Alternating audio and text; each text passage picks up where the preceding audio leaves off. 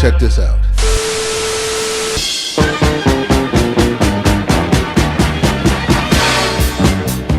The 1970s. This was a unique time in our culture. This is when we saw the rise of rap, hip-hop, as well as a few other trends. It was an especially unique time in cinema or movie culture. You see, in that decade, there were two major things that took everyone, especially Hollywood, by complete surprise. And it was surprising how fast they became part of American pop culture and has remained to this day. One thing was Star Wars. A modestly budgeted sci-fi fantasy movie that took over the universe. Yeah, that pun was intended. Star Wars brought back the science fiction genre from the dystopian, boring, non-money-making quagmire it had become. It brought back interesting and fun science fiction television shows and movies. Jedi, Wookiee, the dark side, the Force, Darth Vader, all became part of American pop culture and has been there ever since. Now, the other thing took just a little longer, maybe a year or two before it really caught on. But when it did, oh man, did it ever. It left an indelible impression, not only here in the USA, but across the globe. I'm talking about Kung Fu movies. And I do mean the Chinese Kung Fu films, the ones made by such studios as Golden Harvest, Shaw Brothers, and a few others. I'm talking about the movies starring Jimmy Wang Yu, Angela Mao, Lo Lei, David Chang, T. Lung, and of course, Bruce Lee. These films became a staple of American movie houses and television long before the era of home media.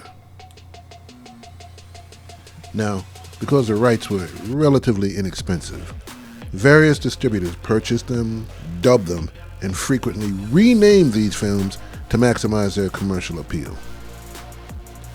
One notable example is the confusion surrounding Bruce Lee's first couple of films, where the film The Big Boss was renamed Fist of Fury, and his second film, to add to this confusion, was called Fist of Fury, but it was released here as The Chinese Connection, to, of course, capitalize on the popularity of the French Connection movie.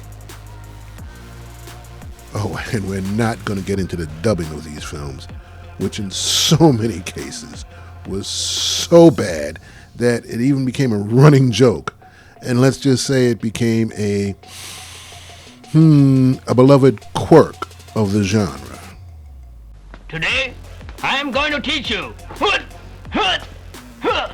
the Dragon Fist. The popularity of Kung Fu cinema also led distributors to import Japanese chambara or samurai movies. Now, while Sonny Chiba's The Street Fighter had made an impact, often marketed as X-rated due to its graphic violence and nudity, but I wouldn't call The Street Fighter or its spin-offs samurai movies in any manner, shape, or form. But there were other movies like the Zatoichi series, the Lone Wolf and Cub series, Even Sonny Chiba in the movie Legend of Eight Samurai. I believe the primary reason for this discrepancy between the Japanese films and the Chinese films lies in their underlying themes. Most samurai movies depicted heroes working to uphold the social order, fighting against those people who were threatening the norm, going against the social establishment. In contrast, a number of Chinese kung fu films often depicted heroes battling against oppressive, tyrannical societies and the establishment. Well, during the 1960s and 70s, this resonated deeply with young people in minority groups here who are fighting for their own place in society. Now, this is really, really apparent in two of Bruce Lee's movies, actually maybe his first two movies. Take The Big Boss. The Big Boss basically was one man's battle against a lying, corrupt boss who exploited and even murdered his long-suffering and underpaid employees. This went on until one man couldn't take it anymore and fought back. And he fought back in a simple, basic, and primal way. And it was extremely cathartic for us watching this because we could relate to it in so many ways. Another movie that really resonated with us was Fist of Fury, or The Chinese Connection. If you ever want to discuss a movie that was embraced and resonated with minority culture, it was this one.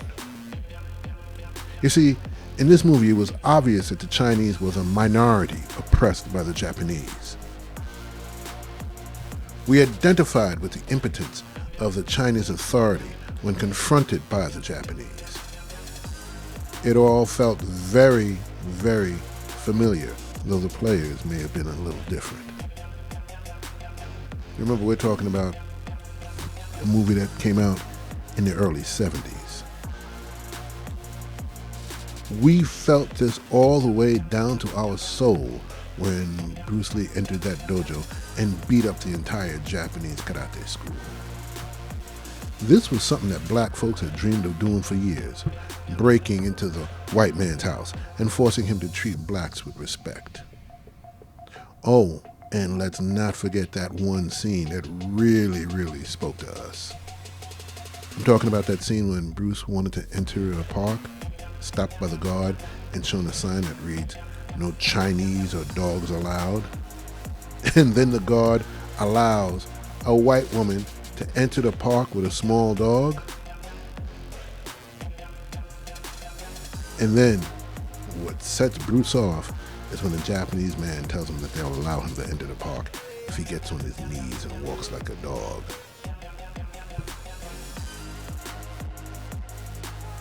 Well, not only does Bruce Lee beat up the Japanese, all played by Chinese actors, but he flamboyantly destroyed the sign also.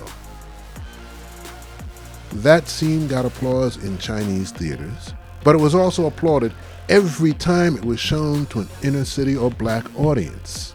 Many of the black folks responded because it was them kicking down the whites only sign. Here is a hero that responded the way we wished we could, and he was not white. Now, something else that the theater owners did, which also increased the popularity of the Kung Fu movies, was often to pair it with another popular genre.